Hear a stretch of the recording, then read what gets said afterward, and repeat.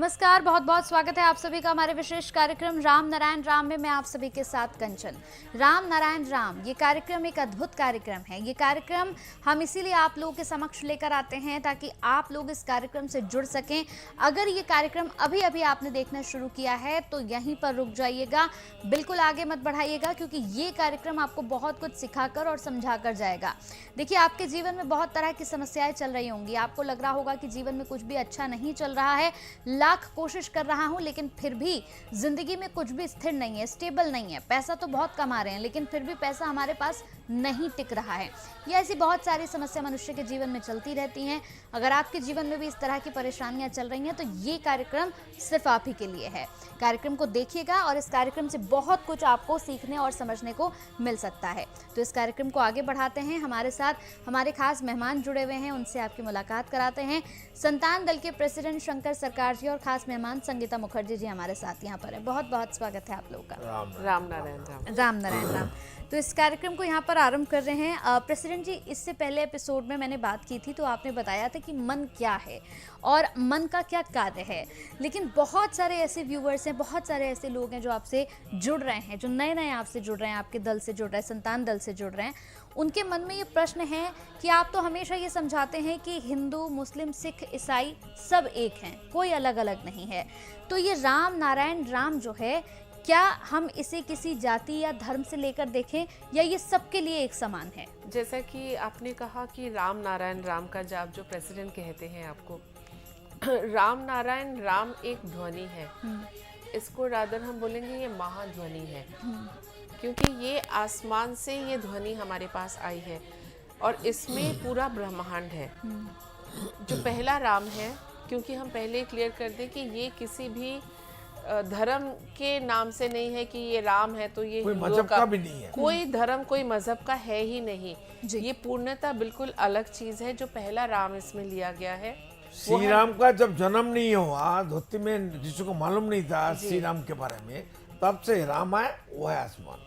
उससे भी बहुत पहले का है, जब से ये सृष्टि से जब सृष्टि की रचना हुई तो तब से ये सृष्टि है और सृष्टि में महाआकाश को राम का नाम दिया गया है। ये राम, देखिए, हम जैसे किसी बच्चे का घर में नाम रखते हैं अपने, जब कोई पैदा होता है तो वो नाम चला आ रहा होता है, उसी नाम को हम रखते हैं। तो वैसे ही महाराजा दशरथ पुत्र का नाम राम रखा गया होगा।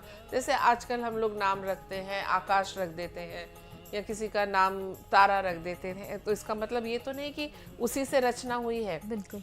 तो ये राम बहुत ही सृष्टि के साथ की बात है, जो पूरा महाआकाश को राम का नाम दिया गया है। सृष्टि का जो मालिक है उनका ही असली नाम राम नाम है। जी बिल्कुल। और जो नारायण है इसमें, यही चक्रधारी नारायण नहीं है जिसको सनातनी हिंदू मानते हैं। यहाँ पे नारायण है जो इस महाआकाश में अनगिनत तारे और नक्षत्र हैं, उनको नारायण कहा गया है। और जो दूसरा राम यहाँ पे आता है ध्वनि में, वो है जितने भी प्राणी, जीव जंतु, पेड़ पौधे, पक्षी, जितने भी जीव कुल है, परमाणु, डस्ट पार्टिकल, गॉड पार्टिकल, ईश्वर होना। जी बिल्कुल। तो उसको राम का नाम दिया गया। तो ये और पंचभूत, खेती, अब तेज, मरुद, बम, पानी, हवा, ऊर्जा और आसमान, पंचभूत ही दूसरा राम है। जी बिल्कुल। तो जैसा प्रेसिडेंट ने कहा, तो राम नारायण राम ना हिंदू का है, ना मुस्लिम का, ना किसी ईसाई का, ना जितने भी 400 तरह के धर्म मानने वाले लोग हैं उनका है। तो ये एक महाध्वनि है जिससे कि हमें ऊर्जा मिलती है। ये आदि अनादि ध्वनि है, सर्वजनीन है। जी, सर्वजनीन इसलिए कहा गया है क्योंकि इसमें हर किसी का उतना ही अधिकार है। ये कोई नहीं कहेगा कि हाँ ये हिंदुओं का है, ये मेरा है या उसका है। सर्वजनीन मतलब इसमें जितने भी जीव जंतु हैं, जितने प्राणी हैं, जितने इंसान हैं, सबका इस पे उतना ही अधिकार है। इसलिए इसमें इसको किसी धर्म का ना मान के एक महाध्वनि के हिसाब से लेना चाहिए। और बाकी बात रही कि मन की, जैसा हमने ये बात मानने के लिए खुद सुने और विवेक को सुनाइए, खुद को सुनाइए, खुद को क्वेश्चन करिए। हम जो सुना, हमको जो मालूम हुआ वो सही है कि नहीं। जो सुनता है, जो सुनाता है, जो सबका अंदर बैठा हुआ है, बसा हुआ है, वो है विवेक वही माइंड है, वही आसमान है, वही अल्लाह है, वही गॉड है, वही ईश्वर है, वही विधाता है, वही सर्वजनीन है, वही A to Z है। उनको पूछो ना, खुद को पूछो जी ना। बिल्कुल। कंचन देखिए, जैसे हम बात कर रहे थे मन की, तो मन जो है हमारा वो कहाँ है, हमसे अलग है क्या? मन अगर हम किसी से पूछे, जैसे प्रेसिडेंट ने एक डॉक्टर साहब से पूछा था कि मन कहाँ है, तो वो बता नहीं पाए, क्योंकि मन को हम अलग तरीके से आइडेंटिफाई नहीं कर सकते। हम ये जो हमारी सिर के बाल से लेके पैर के नाखून तक की जो कंप्लीट बॉडी है, ये कंप्लीट ही मन है, सारा मन है। उसको अलग नहीं कर सकते। कि जैसे ये हमारी इंद्रियां हैं, जैसे हाथ है, जैसे दूध को अलग नहीं कर सकता है, जी बिल्कुल, उसको मंथन करने से अलग होगा। हमारा जैसा डिमांड होगा, मांगना पड़ेगा, दूध तुम मक्खन बन जाओ। तो मक्खन बनने के लिए पहले तो हमारा चिंतन चाहिए, कर्म चाहिए, सिद्धांत चाहिए। जी बिल्कुल। तो जैसे मन, हम कई बार लोग कहते हैं कि आज मेरा मन अच्छा नहीं है, तो मन अच्छा नहीं है ऐसा कभी होता नहीं है, क्योंकि जो आपका सृष्टि करता है, जब वो विवेक बन के आपके अंदर बैठा हुआ है, तो आपका कोई भी पार्ट खराब रह नहीं सकता। अब ये है कि हम अपने विवेक की जब सुनते नहीं हैं, विवेक के जो दिए गए इंडिकेशन या डायरेक्शन को फॉलो नहीं करते हैं, तो फिर गलत होगा ही। आज जैसे हमने जैसे पहले भी कहा था कि जैसे एक गाड़ी है बच्चों की खेलने की, उसको किसी इंजीनियर ने बनाया, और जिस दिन से वो गाड़ी बाहर आई उनके एक्सपेरिमेंट से बन के बाहर, उस दिन से अगर उस गाड़ी का इंजीनियर उसके साथ है, हमेशा मौजूद है, 24 घंटे बिना सोए जागे उसके साथ बैठा हुआ है, तो फिर वो गाड़ी कभी खराब नहीं हो सकती। खराब कब होगी? कि मैं गाड़ी चला रही हूँ, मेरे बगल में इंजीनियर बैठा हुआ है जिसने वो गाड़ी बनाई है, पर क्लच, ब्रेक, एक्सेलरेशन और स्टीयरिंग तो मेरे हाथ में ही है, क्योंकि ये अब मेरी गाड़ी है। मेरी गाड़ी में अगर इंजीनियर बैठा है और हम उस टाइम उस इंजीनियर की बात को ना सुने, उसके डायरेक्शन को ना माने, तो एक्सीडेंट होना अनिवार्य है। हम अगर क्लच और ब्रेक के साथ एक्सेलरेशन भी साथ ही साथ देते रहेंगे, बैलेंस नहीं करेंगे, गाड़ी को अगर बैलेंस नहीं नहीं करेंगे और स्पीड एकदम से बढ़ा देंगे या एकदम से क्लच और ब्रेक लगा के जोर से ब्रेक लगा देंगे, तो गाड़ी में झटका आएगा ही। तो अगर जो हमारे साथ इंजीनियर 24 घंटे, जब से हमारी पहली सांस चली है और हमारी अंतिम सांस तक, हमारा बनाने वाला सृष्टिकर्ता विवेक बन के हमारे अंदर विराजमान है, वही इंजीनियर हमारा विवेक है। वही इंजीनियर जिसने हमें बनाया है वही हमारा विवेक है, और वो 24/7 जैसे हम कहते हैं हमारे साथ मौजूद है, और हमेशा मतलब कि ड्यूटी पे है, हमेशा ड्यूटी पे है, कभी वो सोता नहीं है। तो उसकी बात को अगर हम नकारेंगे, उसकी बात को नहीं सुनेंगे, तो गलतियां तो होनी है। तो फिर मन खराब नहीं होता हमारा, हम मन को खराब करते हैं, हम जानबूझ के करते हैं। और वो हमारा विवेक का बात नहीं सुनता था, मेरा मन खराब होता है। बिल्कुल, आपको जैसे हमने पहले भी बताया था कि जैसे कोई गलत हम सिद्धांत लेते हैं, सोचिए किसी, हम जैसे मैं एक चोर का एग्जांपल लेती हूँ, वो जब चोरी करने जाता है तो उसका विवेक उसे हमेशा मना करता है, टोकता है, लेकिन वो भी लाचार है, ठीक है, वो बहुत मजबूरी में है, कोई मजबूरी है, चोरी करने जा रहा है, लेकिन मुझे जहाँ तक लगता है कि इतनी भी कोई बड़ी मजबूरी नहीं है कि उसका कोई और दूसरा विकल्प ना हो। चलो उसने ये आसान रास्ता चुन लिया कि मुझे चोरी ही करना है, लेकिन जब आप अपने विवेक की नहीं सुनते हो ना, उस वक्त आपकी इंद्रियां भी आपको सपोर्ट नहीं करती हैं, पसीना आता है, हाथ कांपते हैं, डरा हुआ रहता है। तो अगर उसके बाद आप बोलोगे मैंने आज चोरी कर ली, मेरा मन अच्छा नहीं है, आपने तो जानते बूझते हुए विवेक को नकारा है। उसने आपको बहुत सारे इंडिकेशन दिए, उसने आपको पसीना दिलाया, आपका हाथ कांपा, आपका जाते हुए कदम नहीं बढ़ रहे थे, शरीर कमजोरी हो जाता है, मन कमजोरी हो जाता है, ताकत कम हो जाता है, अनिया आता है, मन एकदम 0 पॉइंट में आ जाता है, तो भी हम लोग जबरदस्ती करने के लिए जाता है, क्योंकि हम मजबूरी है। इतने सारे इंडिकेशन के बाद भी वो जाता है चोरी करने। तो अगर इतने सारे इंडिकेशन, जैसे कोई गाड़ी खराब एकदम से नहीं हो जाती, पहले थोड़ा थोड़ा झटका, चोरी का बात नहीं है, हर चीज कोई बुरा काम, मैंने एक जो काम विवेक का मना करने का बाद भी हम लोग करती है, कोई भी काम, चोरी हो, अच्छा हो, बुरा हो, कोई भी बात। आप एक स्टूडेंट का एग्जाम्पल ले लीजिए, अगर कल उसका ऐसा एक एग्जाम है जिसमें उसको थोड़ा सा लगता है कि इसमें मुझे और पढ़ाई करनी चाहिए, लेकिन उसका विवेक उसे कहता है कि आज का दिन आप पढ़ लो, एग्जाम खत्म होने के बाद मौज मस्ती सब कुछ पड़ा हुआ है यहीं पे, लेकिन वो उसकी बात को ना मान के म्यूजिक सुन लिया, कहीं बाहर दोस्तों के साथ घूमने चले गए, जो पढ़ने का टाइम है नहीं पढ़ा, उस वक्त उसकी हर पूरे सर से लेके पैर तक बॉडी पार्ट्स, उसका मन, उसका शरीर उसको इंडिकेशन देता है कि उसको अभी नहीं जाना चाहिए, क्योंकि वो घर से छुप के जाता है, पेरेंट्स को बिना बताए जाता है, तो हर तरह से इंडिकेशंस उसको मिलते हैं, लेकिन वो जब नहीं सुनता तो सिद्धांत उसी का है, क्योंकि स्टीयरिंग व्हील तो भगवान ने हमारे हाथ में देके भेजा है, जो ऊपर से जो हमारा सृष्टि करता है, वो पास जरूर बैठा है, हमें टाइम टू टाइम गाइड भी कर रहा है, लेकिन स्टीयरिंग उसने हमारे हाथ में दी है। मतलब चिंतन हमें करना है। स्टीयरिंग कोई तारे का, कोई नक्षत्र, अनगणित तारे नक्षत्र उनका राइट नहीं है, बिल्कुल सूरज का नहीं है, पानी का भी नहीं है, हवा का भी नहीं है, धरती का भी नहीं है, कोई पेड़ पौधों का नहीं है, कोई जीव जंतु का नहीं है, कोई डांस पटेल गॉड पटेल ईश्वर का नहीं है, सेम इंसान का है। इंसान ही सब गलती करता है, पॉल्यूशन करता है, जितना धरती में गलत हो रहा है, जितना समस्या धरती में है, सब इंसान करते हैं, मनुष्य करती है।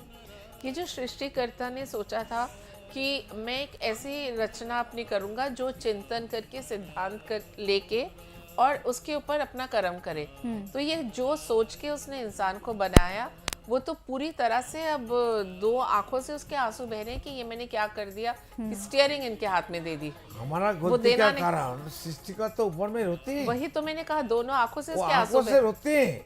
और सबसे बड़ा है, शर्म की बात है, मेरे लिए तो शर्म है, जिसने हमको बनाया, पैदा किया, सृष्टि किया, हमारा जन्म दिया, हमारे जन्म का राइट दिया, मनुष्य जन्म मिल गया, कितना लाखों साल बाद, और कितना प्यार करने का बाद, प्रार्थना करने के बाद, रोने का बाद, चित्कार करने के बाद हमको मनुष्य मिला।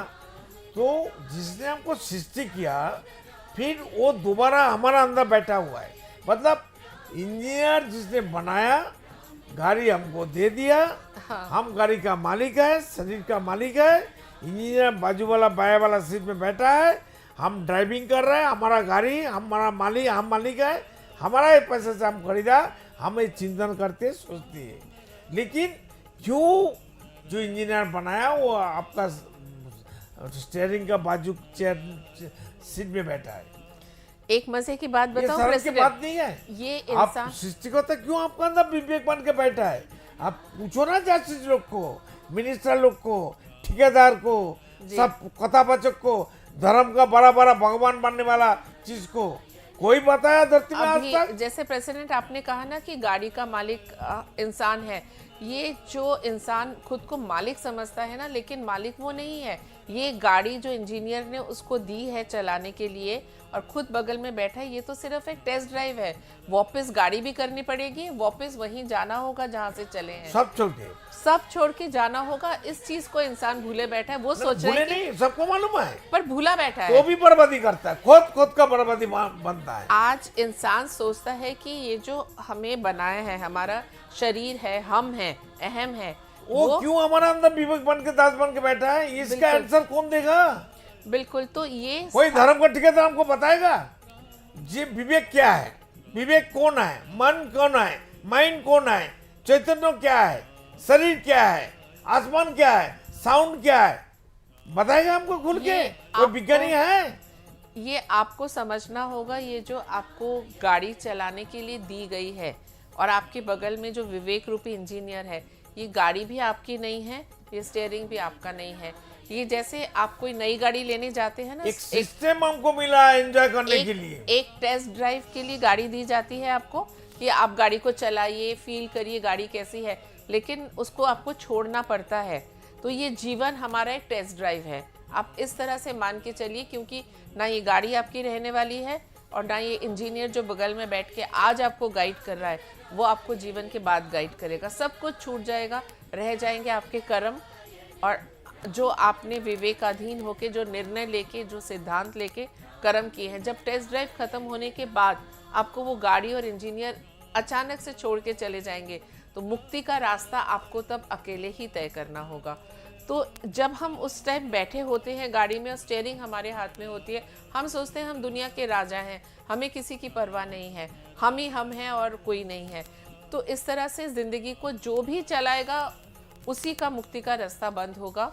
और अगर खुद को सहज सरल तरीके से अगर हम विवेकाधीन होकर सिद्धांत लेंगे और उसके ऊपर चिंतन करने के बाद अगर सिद्धांत लेंगे और विवेकाधीन होके जो चिंतन होता है और जो सिद्धांत लेते हैं उसके लिए वही घूम फिर के ये एक सर्कल है, राम नारायण राम का जाप करना होगा। जैसे प्रेसिडेंट कहते हैं हमारे अंदर 50,000 करोड़ आत्माएं हैं, मिनिमम इतना है। तो इतने सारे चिंतन हमें एक उधर से कोई प्रलोभन दे रहा है, कोई दूसरी तरफ से प्रलोभन दे रहा है, तो हमें उनमें बहना नहीं है, हमें उनमें बहना नहीं है। राम नारायण राम का जाप मतलब कि ये जो 50,000 करोड़ आत्माएं हमारे अंदर हैं उनका भोजन है। तो उनको जब भोजन मिलेगा तो वो शांत होंगे, जब वो शांत होंगे तो उससे हमारे अंदर ऊर्जा पैदा हुई। हम जब भी बैठते हैं मैम तो आप और हम एक बहुत अच्छी बात पर डिस्कशन करते हैं। जब आप कहती हैं कि कंचन इंसान को पूरे दिन में शाम रात को जब वो अपने बेड पे जाता है तो उसे एटलीस्ट ये सोचना चाहिए कि मैंने पूरे दिन में क्या क्या किया है। 2 कॉलम बनाने चाहिए, सही और गलत का। तो मुझे लगता है कि इस बात को अगर आपकी लोग फॉलो करेंगे तो ही शायद जीवन में सही और गलत का वो फैसला कर पाएंगे कि वो क्या कर रहे हैं। तो जितने भी दर्शक इस कार्यक्रम को देख रहे हैं, अगर आप इस कार्यक्रम को समझ पा रहे हैं या फिर इस कार्यक्रम की कोई भी बात ऐसी है जिसे आप समझ नहीं पा रहे हैं, देखिए हम इस कार्यक्रम में आपसे ये नहीं कहते हैं कि जो हम कह रहे हैं या जो प्रेसिडेंट कह रहे हैं आप उस बात को बिल्कुल एक्यूरेट वैसे ही फॉलो करिए, बिल्कुल मत करिए।